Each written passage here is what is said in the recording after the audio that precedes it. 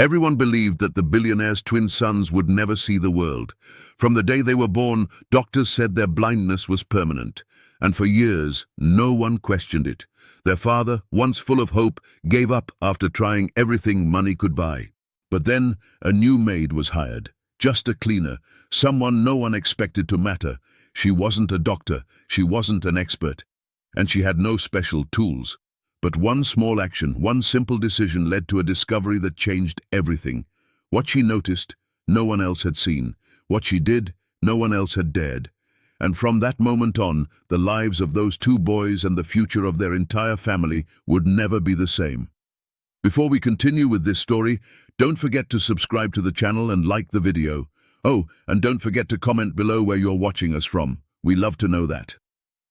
7-year-old twins Lucas and Gabriel lived in a massive estate owned by their father, Vincent Harlow, a billionaire whose wealth commanded global respect.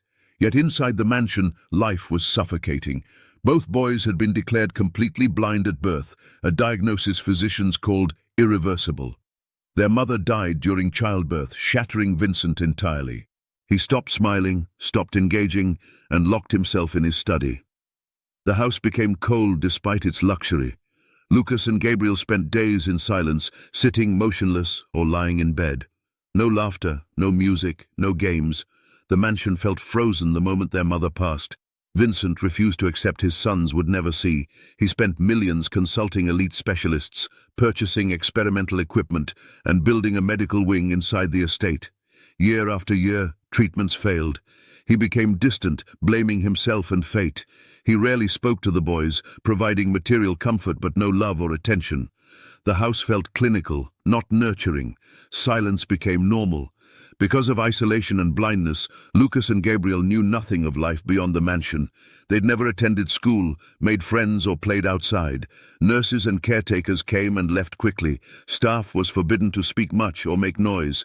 Everything had to be clean, quiet, perfect. The boys lived in separate rooms, but found comfort in each other. At night, they whispered, sometimes cried, missing a mother they never knew. Staff avoided emotional contact, trained to address needs, not feelings. Day after day, nothing changed. At least, that's what everyone believed. Then one morning, a new woman arrived. Her name was Isabel Torres. Unlike others, she came from a modest background with no elite training. Hired as a simple housekeeper, nobody expected her to matter. Her job, mop floors, dust furniture, keep the kitchen clean. But Isabel was different, kind, patient, with a gentle voice. She didn't rush or treat the mansion like a place of rigid rules.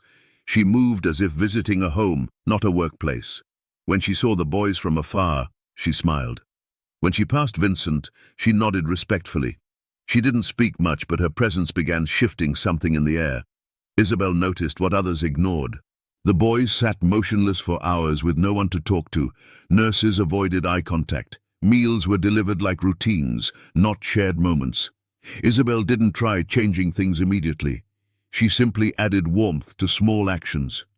She hummed softly while cleaning, left flowers near the boys' rooms. When she noticed Gabriel listening to her footsteps, she paused longer, letting him feel her presence. Slowly, the boys noticed her. Lucas asked who the new woman was. Gabriel mentioned he liked the sound of her shoes. Something gentle had entered their world. Even Vincent, trapped in grief, noticed the shift. The mansion still looked the same, but the heaviness felt lighter. Maybe it was staff walking with less fear, or Isabel's soft laughter in the kitchen. For the first time in years, someone in the house didn't carry sadness like a weight. Vincent watched from a distance but didn't stop her. Without anyone planning it, Isabel's presence began shifting the house's energy. Day by day, the silence felt less permanent. Something inside that dark place had started changing. Isabel had worked only 2 days when Vincent summoned her. Known for being distant and cold, most staff rarely spoke to him. Isabel felt nervous entering his office. The room was large, filled with bookshelves but no personal warmth. Vincent sat behind a desk, eyes tired, expression unreadable. He spoke clearly. Her role was limited. Clean, follow schedules, avoid unnecessary interaction, especially with his sons. As he spoke, a soft cry came from upstairs. One of the twins. Isabel turned instinctively. Vincent paused. She said nothing at first, but the sound struck her deeply. She told him quietly she recognized that cry. It reminded her of her younger brother, who'd been blind since birth.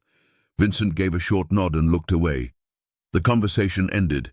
Isabel returned to duties, but her mind stayed busy. The cry wasn't just normal, it held frustration and pain. She remembered that sound from years ago. Her younger brother, Matteo, had been blind and cried like that when lost or confused. Matteo passed years ago, but Isabel never forgot how hard his childhood was. As she moved through the house, she paid attention. Everyone avoided the boys' area. Staff barely spoke to them. Hallways near their rooms were too quiet.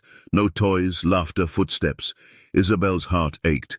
She wasn't supposed to get involved, but something felt wrong. The next day, Isabel heard soft voices near the staircase. The twins, talking behind a half-closed door. She couldn't understand all words, but heard them asking if anyone knew she'd come to work. Isabel stepped away quietly, not wanting to break rules, but their curiosity stayed in her thoughts. At lunch, she sat alone, thinking. Most staff accepted the silence as normal, but Isabel couldn't. She'd seen what blindness did to children ignored or treated as broken. When Matteo was alive, he needed patience, time, warmth, not just medical care. Isabel felt that protective instinct growing. She'd come for the paycheck, but now her reasons were changing. It wasn't about money. It was about the boys. They needed someone to see them. Later that week, Isabel walked past the boys' room again. One twin, she thought Gabriel, sat near the door holding a toy. It wasn't moving. He just held it, turning it slowly. Isabel slowed. She wanted to speak, but remembered the rule, do not interfere. She kept walking, but that image stayed with her. That night in her small apartment, Isabel thought about quitting. Maybe this job was too hard emotionally. Maybe she'd get in trouble getting close to the boys. But then she remembered Matteo. How one kind neighbor read stories to him. How 5 minutes of attention made huge differences.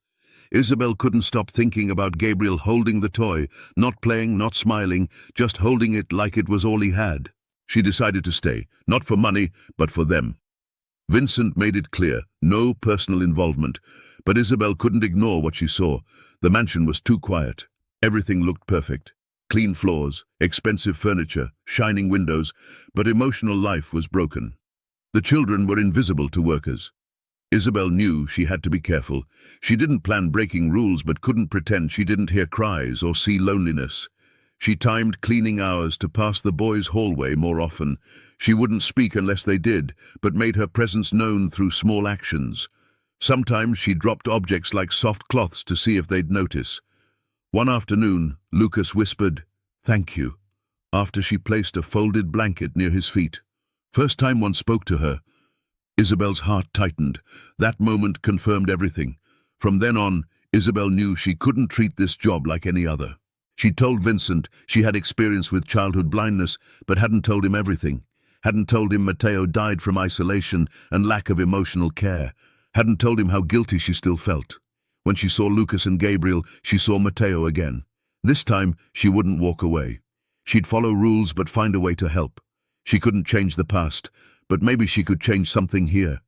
Vincent didn't realize it, but hiring Isabel brought someone unafraid of pain, someone who'd lived with it, survived it, now felt deep urge ensuring others didn't suffer the same. Isabel didn't know exactly how she'd help yet, but she'd made a decision. She would stay and not look away. It was Isabel's first full day. She arrived early, gathered supplies, and walked past the twins' hallway. Their door was slightly open. She glanced inside. Both boys sat on separate chairs facing opposite directions. A woman, their nanny, sat reading a magazine, ignoring them. The boys weren't talking, moving, doing anything. Isabel didn't speak. She stepped quietly down the hall, pulled out her spray bottle to clean windows. As she worked, she noticed the boys' heads turning slightly each time she sprayed. Curious, Isabel aimed the nozzle at the floor and squeezed gently. The mist hit the ground with a soft hiss. One boy turned fully toward the sound, the other smiled faintly. Isabel sprayed again. Both boys turned with interest. They were following the sound with surprising accuracy. She kept cleaning slowly, testing carefully. She walked to different spots, crouched low, sprayed again. Instantly, one twin, Lucas, she thought, pointed toward her direction and giggled. The other, Gabriel, clapped. The nanny barely looked up. Isabel saw something remarkable. These boys weren't reacting like blind children usually did. They located sound almost perfectly without delay or confusion. She moved around again, spraying window frames softly. Lucas laughed out loud, tried walking toward her, hands outstretched. Gabriel got on hands and knees, followed the sound to where mist hit the floor. Isabel didn't say a word, she just watched. It had been minutes, but something changed. For the first time they were smiling. She sat on the floor slowly, holding the bottle close. She sprayed toward the side wall, then quickly the other side. Both boys followed like tracking it. Their responses were too sharp. Isabel's heart raced. The boys clapped, laughed, spoke to each other about where sound came from. "Left," Lucas whispered. "No, behind you," Gabriel replied. Isabel was amazed. These weren't random guesses. Their sense of direction was strong. She made a soft knocking sound on the wooden dresser. Instantly, both turned to it. Too accurate. She thought about medical records, total blindness. But what she saw didn't match. The way they moved, reacted, showed something different. Isabel wasn't a doctor, but she had years of personal experience. Her gut told her this wasn't normal for supposedly completely blind children. The boys crawled toward her, trying to grab the spray bottle. She let them touch it. Gabriel held it, mimicked spraying. Isabel helped him press the handle. Mist came out again, making him laugh hard. Lucas clapped excitedly. The nanny looked up, frowned, said, "Don't spoil them." Isabel nodded politely, but felt upset. These kids barely smiled for who knows how long, and now that they laughed and explored, someone called it spoiling. She stood, thinking about what just happened. How long had the boys been treated like fragile decorations? If no one tried something simple like sound games, how could anyone be sure about their condition? She didn't want jumping to conclusions, but the seed of doubt was planted. Isabel was no expert, but now believed the boys might not be completely blind. Isabel had worked in the mansion a few weeks. Her routine? Cleaning halls, wiping windows, organizing the library, walking past the twins' room. Every day she found ways interacting with Lucas and Gabriel without drawing attention. She never broke rules directly, but slowly pushed boundaries. One morning she entered their room to clean while the nanny was away.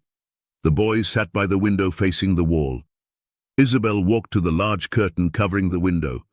With a quick pull, she opened it halfway. Sunlight poured in. As light spread across the floor, she noticed something surprising. Both boys turned their heads slightly toward the window. They didn't speak, but their faces moved with the light. Isabel stood still, watching closely. She moved to the other side, closed the curtain again. Both boys turned their heads back, small, but a reaction. She waited, then tried again, opened the curtain halfway, stepped back. Light filled the left side. Lucas raised one hand, shielding his eyes slightly. Gabriel turned his face toward light, smiled faintly. Isabel watched with confusion and excitement. She walked slowly across the room, switched sides, closing one curtain, opening the other. The boys followed the light again. This wasn't coincidence. Something was happening. Isabel sat, clapped softly. The boys reacted. She stood between them and the window, blocking light. Gabriel frowned, tilted his head. She moved aside. His expression relaxed. Isabel repeated this several times. Every time they reacted correctly. She wasn't imagining it. These boys could perceive light. Not fully, not like healthy vision, but they weren't in total darkness. Isabel knew she had to dig deeper. This was no longer theory. Later that day, Isabel waited until the house was quiet. Vincent was in a meeting, most staff busy. She walked carefully to his office. It was locked, but she'd seen where the spare key was kept. With shaky hands, she used the key, opened the door. The office smelled of paper and old furniture. She closed the door, moved quickly. She didn't have much time. She went to the large wooden cabinet behind the desk. Inside were folders, medical files, documents about the children. She scanned pages. Most were clean reports, dated and organized with same conclusion, total blindness. Then in the back of the drawer, she found an old, wrinkled file, dated from the boy's first year. Inside, a doctor had written there were minor signs of light sensitivity and possible residual vision. Isabel's hands stopped. This was it. She read the page twice. The report mentioned the boys showed eye movement in response to brightness during early tests. But under that note, a second comment in red ink. No further action needed. Condition labeled as total blindness. The second part seemed like a final decision by a different doctor. Isabel felt deep anger growing. How could something this important be ignored? Why did no one follow up? She checked the rest, found no other vision references. Everything after treated the boys as completely blind. Isabel took out her phone, snapped a photo of the document. She didn't plan stealing, just gathering proof. She put the folder back exactly where she found it, closed the drawer, returned the key. As she stepped out, she knew something had to change. The truth was in her hands now. She couldn't keep it to herself. Isabel didn't sleep that night. She lay in bed thinking about the boys, the light they responded to, the ignored report. She imagined all the years they spent living in darkness when there might have been a chance for more. She thought about Vincent too. Maybe he didn't know about the first report. Maybe he trusted later diagnosis too much. Maybe he'd given up after years of false hope. Either way, Isabel had no intention of waiting. She decided to confront him. The next morning, she waited until after breakfast, walked straight to the hallway near his office. She asked house staff to let him know she needed to speak privately. At first, he said he was busy, but when Isabel insisted, he agreed. She entered with the photo on her phone, firm look on her face. She didn't come to accuse. She came to reveal what had been hidden. Vincent sat behind his desk, looking tired. Isabel didn't waste time. She told him about the boys' reactions to light, the curtain test, how they followed shadows and brightness with their faces. He stared without saying anything. Then she showed him the photo of the old medical report. He took the phone, looked at the screen, froze. For a long moment he said nothing. Then he whispered, "Where did you get this?" Isabel explained she'd gone into his office, found the document. She expected anger, but he stayed quiet. He looked at the image again, leaned back in his chair. His eyes were full of regret and disbelief. Isabel told him they needed to get the boys re-evaluated. She made it clear this wasn't about a guess. She'd seen real signs. Something was there. Now it was up to Vincent to decide what to do next. Vincent followed Isabel to the boys' room. He didn't speak as they walked through the long hallway. When they entered, the twins sat on the floor playing with small plastic toys. Isabel didn't make a big announcement. She simply walked to the window, pulled back the curtain, letting sunlight in. The boys stopped. Lucas turned his head toward light, stood, walked closer. Gabriel tilted his head, blinked several times, clearly responding to sudden brightness. Isabel stepped between window and boys. Both frowned, showing they noticed light was blocked. She moved aside. Light hit their faces again. Lucas raised his hand to cover his eyes. Vincent watched everything, standing still. He didn't speak, but Isabel could see him breathing heavier. His expression changed. His eyes stayed on his son's. For the first time, something new appeared in his face. Hope. Isabel continued gently. She waved a cloth in front of the window, creating moving shadows on the floor. The boys followed movement with their heads. She stepped left and right, using her body to block parts of light. Again, the twins reacted, turning toward changing brightness. Gabriel even pointed once, smiled. "I see it," he said quietly. That moment hit Vincent hard. He stepped forward, crouched down. "Gabriel," he said. The boy turned his head toward his father's voice, smiled again. Vincent looked at Isabel. "How long have you known this?" he asked. Isabel answered honestly. "I suspected it 2 weeks ago, confirmed it a few days ago." Vincent stood, rubbed his face with both hands. He seemed overwhelmed but wasn't angry, wasn't defensive, just trying to understand. After several seconds he said something Isabel didn't expect. "You were right to tell me. I needed to see it." He looked tired but more alert. The day had shaken his emotions. He'd just watched his children show signs of sight after years of believing they were completely blind. He admitted he didn't know what to feel: relief, guilt, happiness, fear. Isabel said it didn't matter what he felt right now, as long as he acted. She proposed starting full re-evaluation with new doctors, preferably ones not connected to the original team. Vincent agreed, then surprised her again. "I want you to take a bigger role," he said. Isabel looked confused. He continued, "You noticed what no one else did. You were patient, tested them the right way. I want you to stay, not just as a cleaner, but as someone responsible for their care, a caregiver, maybe more." Isabel didn't answer right away. It was a lot to process. But deep down, she'd already made her choice. She nodded. Yes, I'll help. They wrote down tasks, find new specialists, schedule updated eye tests, begin documenting everything Isabel observed. Vincent promised reaching out to a trusted medical contact he hadn't spoken to in years. Isabel would create daily logs of the boys' reactions to track patterns and progress. The mood was serious but focused. No celebration, but direction. As Isabel left the office, she passed the boys' room again. Curtains still open, last light of day hitting the wall. Lucas and Gabriel were lying down now, relaxed, whispering to each other. Isabel smiled quietly.